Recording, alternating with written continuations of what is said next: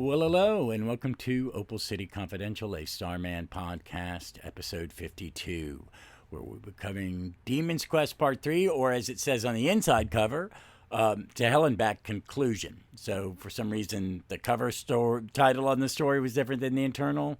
Didn't really matter, but it's been a fun. I call it the poster story, and we're going to cover the conclusion of that. Plus, we're also going to cover briefly All-Star Comics 11, but more specifically Ted Knight, the original Starman's part of that story, as we do when we get to an All-Star comic.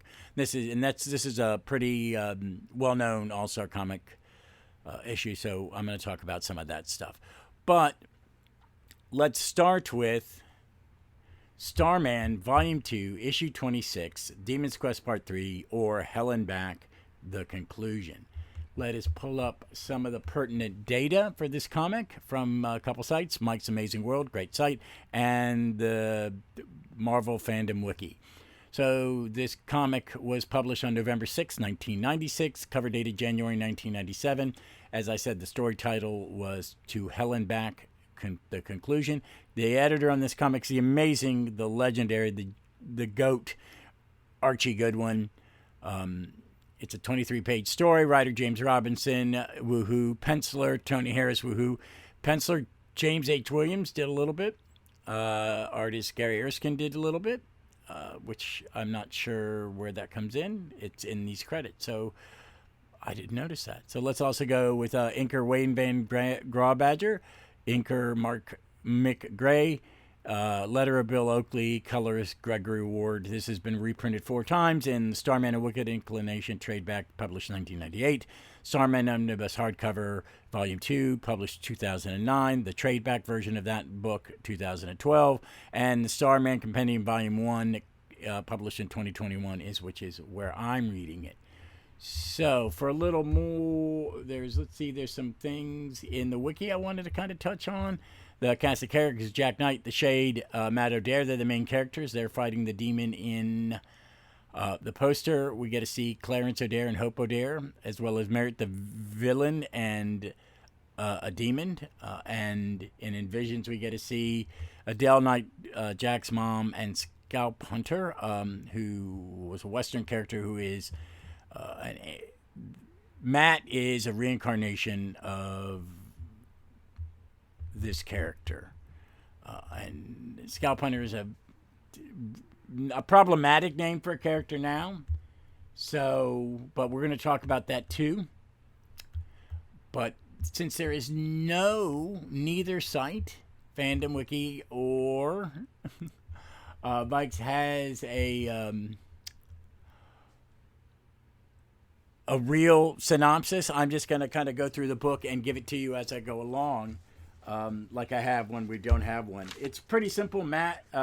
Ted is Jack, not Matt, not Ted, Jack, has been pulled into the poster, and when he lands, it looks like he's in the Wild West, probably Opal City. I don't know why. I always see Opal City as being somewhere down in New Orleans. Where is Opal City, people? You tell me. And I'll put that question up on the socials. So it looks like he's in the Wild West, but everybody's skeletons, and he's looking around, and then Matt O'Dare comes diving out of a second-story window, guns blazing, shooting.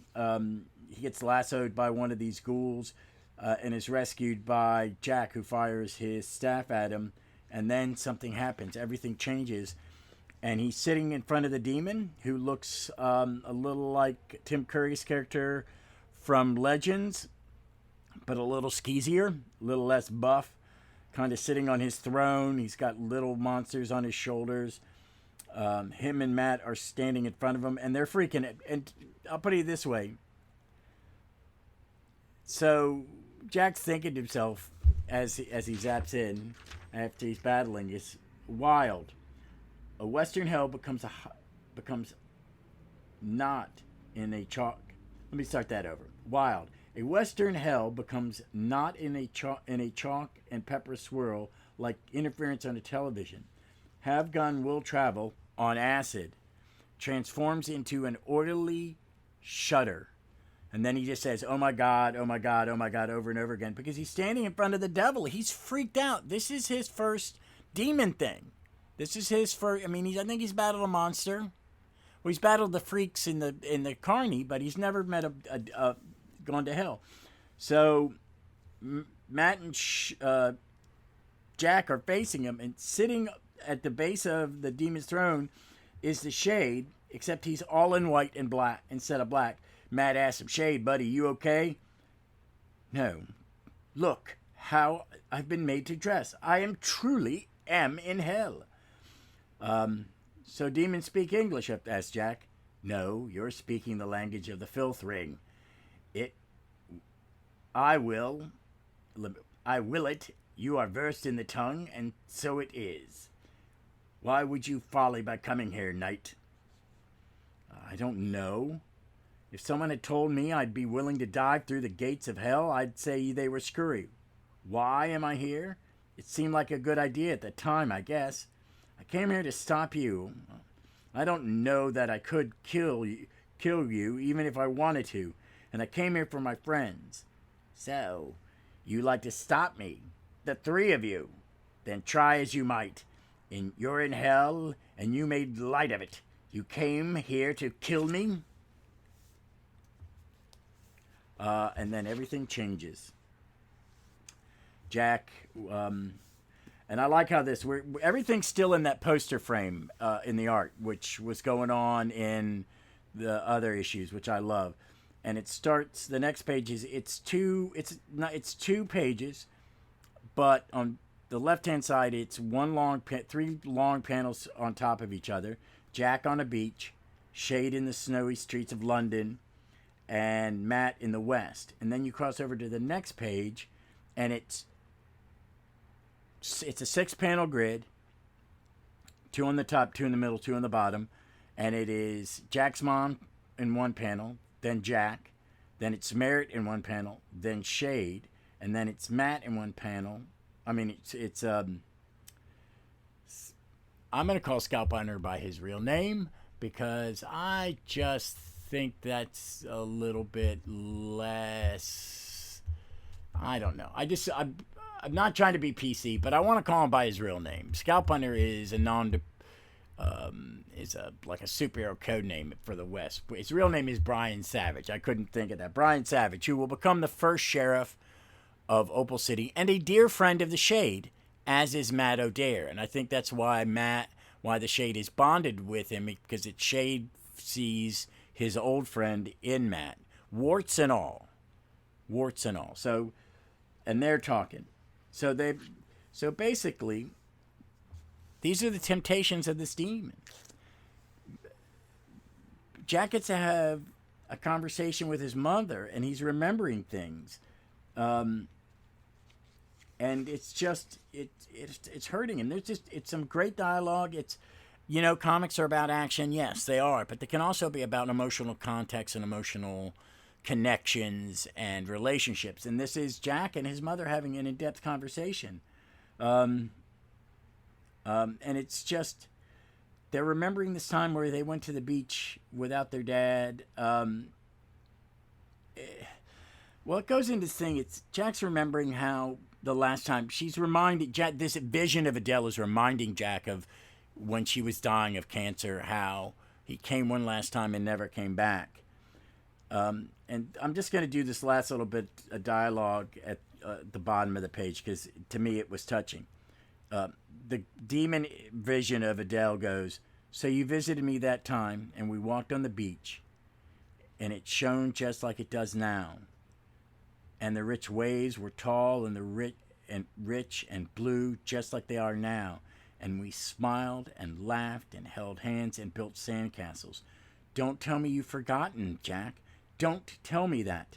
And he is just uncontrollably weeping. "Oh, to make me recall such a thing." So Jack's not stupid enough. And neither is the Shade, because he's on a conversation with Merrick about just their time together. And Shade asks him, "Should I be scared?" Asks Merrick. "No, I haven't been in a long time." Shade. "Well, you certainly shouldn't be now. I'm merely a man and you're a supernatural thing. Kill me and and you have killed so many, and with ne'er a nutmegging of conscience, kill me. Say, kill me, sir. And she goes, you know I bark and tar. Why you, Merrick? Why you, Merrick, as my chosen foe at this hour? Foe? I'm not a. I am a reflection. Wait a minute. Let me redo that. I had a good tongue tied today. Foe? Not I. I'm a reflection, like you, an immoral immortal from a bygone age. And they continue to talk, and then Shade finally says, and you are no merit, no more than this eternal music hall backdrop of London of once. You are the devil to bring me. And then we get a page of Brian Savage and Matt talking, and it's just, I love this thing, the reincarnation thing, all of it. It's just great to see Matt. Matt becomes such an important character, and I like what Brian Savage says in this, because Matt asks him, "What if we had a showdown, like you used to do in the old days? Quickest on the draw wins." And Savage responds, "Because I don't aim to get shot by you for one reason, and you cannot kill me because I ain't alive. You could shoot me, but you'd fill but full of holes, and it'd do no good.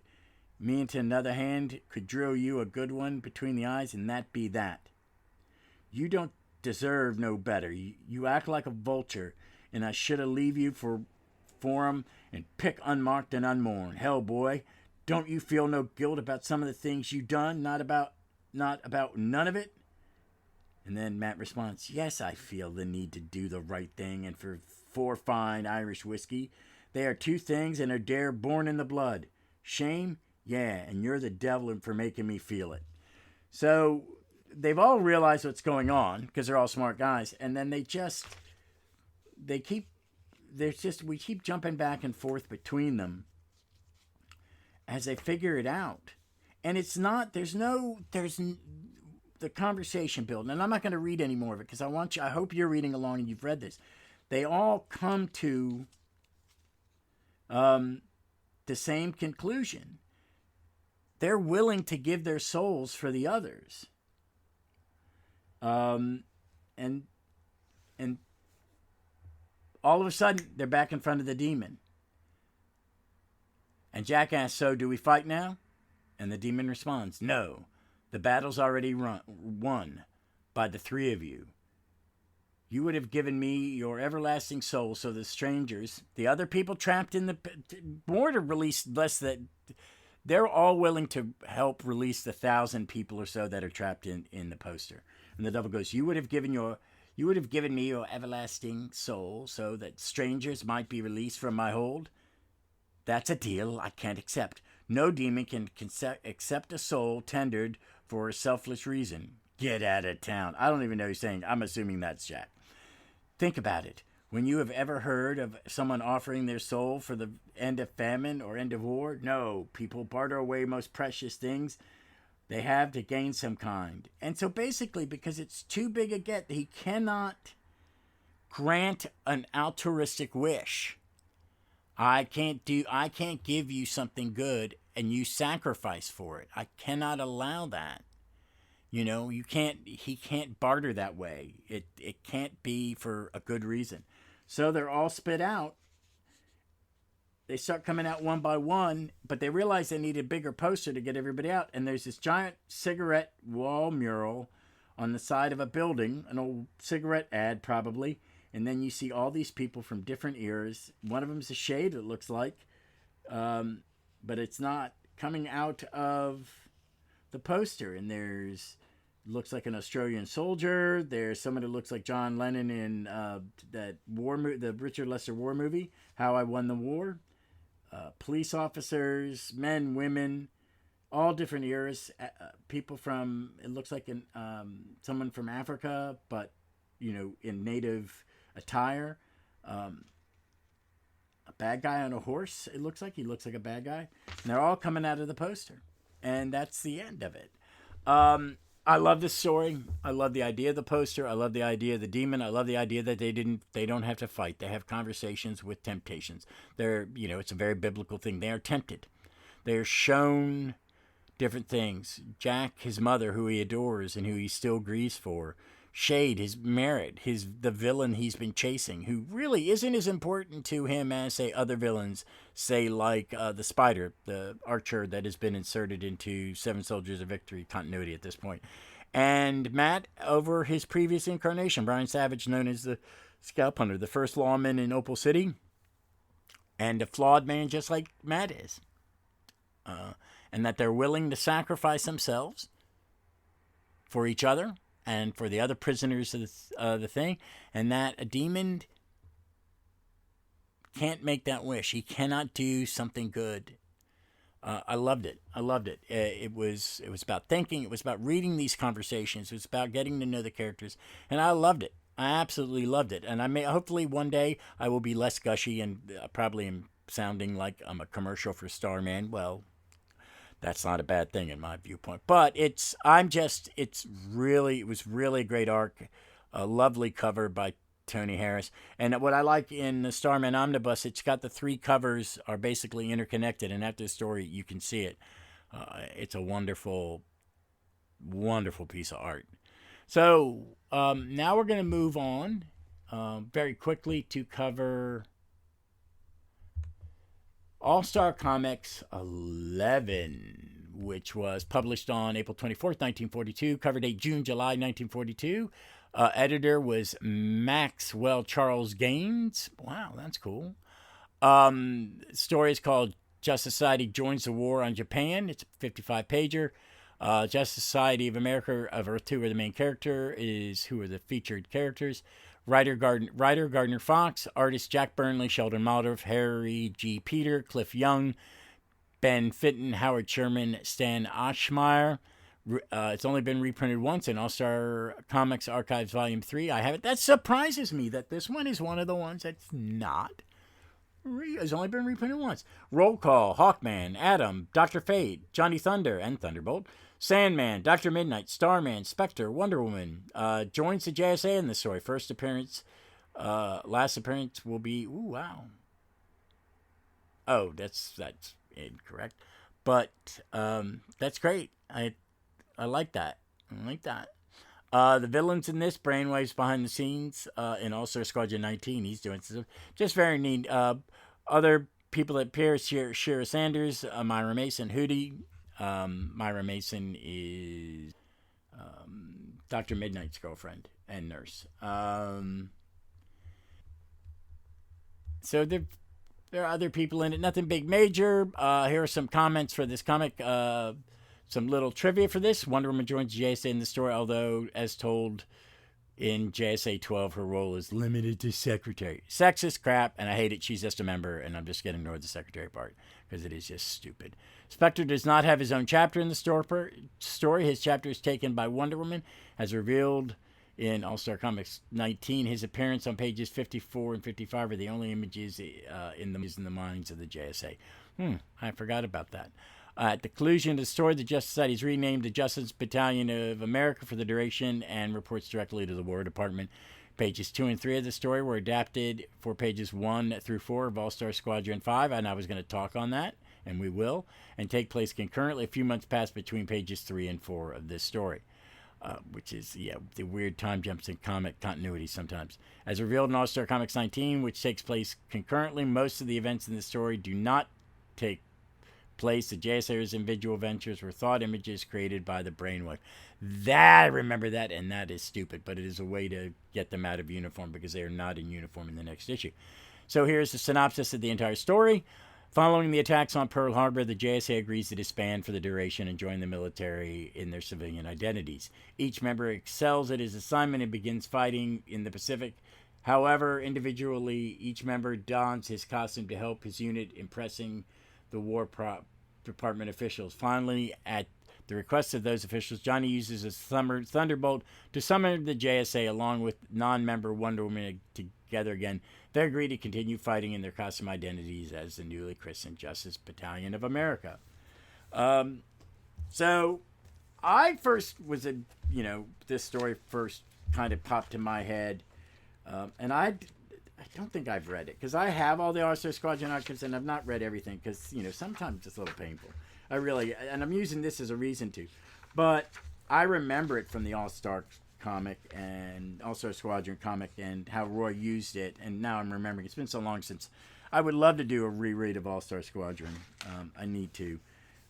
But this is some fun stuff. Some of the art's better than others. They're neat little stories. I think that some of it's better than some of the previous issues. Everybody has their own little adventure, and they're all going to fight in the Pacific. And they all get the kind of jobs you think they would get. The Starman one's great. But the Fandom Wiki has a synopsis, so I was going to read that to you. The title of this chapter is Starman in the Air Force. At this time, folks, America did not have an Air Force. It had the Army Air Force. What becomes our Air Force is that section of the Army being turned into its own department. We have 5 departments, I think, now. Army, Navy, Marines are part of Navy, Air Force. Oh, and the Space Force is its own department. So that's the way our military works. Just a little trivia from a military brat. So the synopsis is Ted becomes an Air Force pilot and is sent to Hawaii for duty. The Americans get word of a Japanese attack on Manila, and Ted's squadron is sent to bomb their airfield first.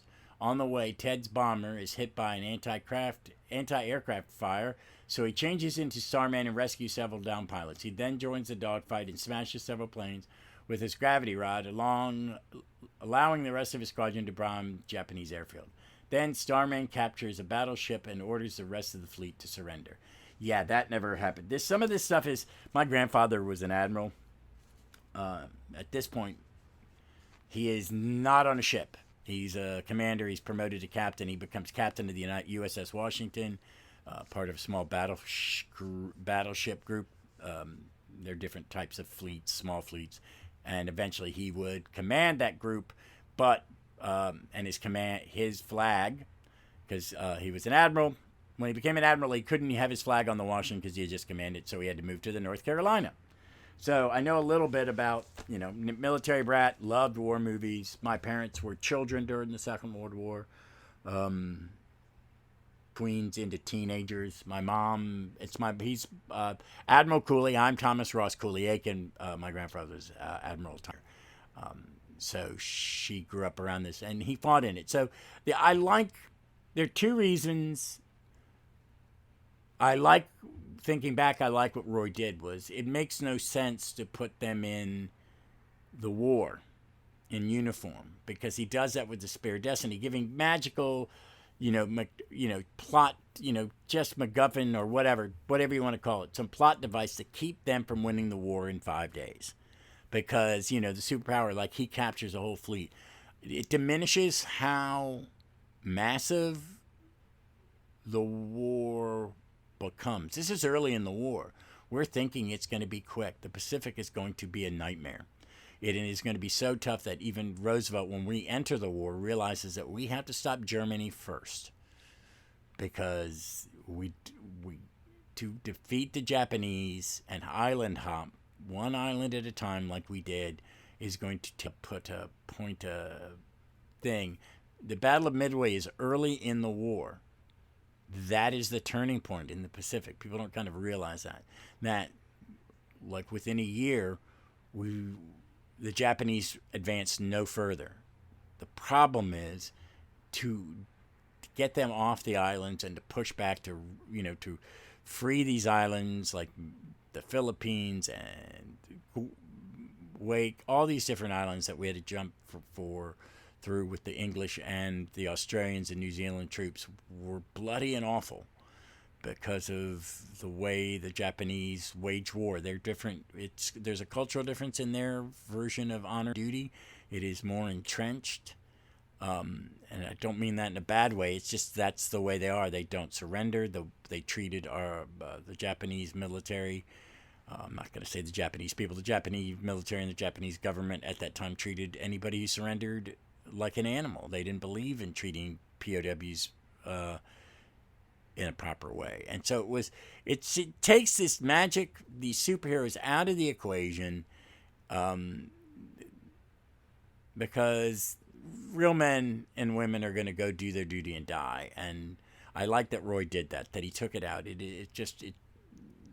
Because the World War II is a real event. You can't fix things by magic. So have them battle the supervillains at the time you're trying to aid the war, and just stop that. I think it's a great thing to do.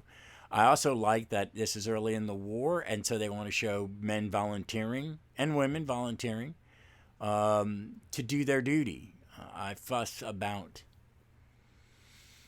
how we're not that nation anymore. That my parents as children and their parents as adults who didn't serve in the war. My mother's father fought in World War II as commanding in the Pacific.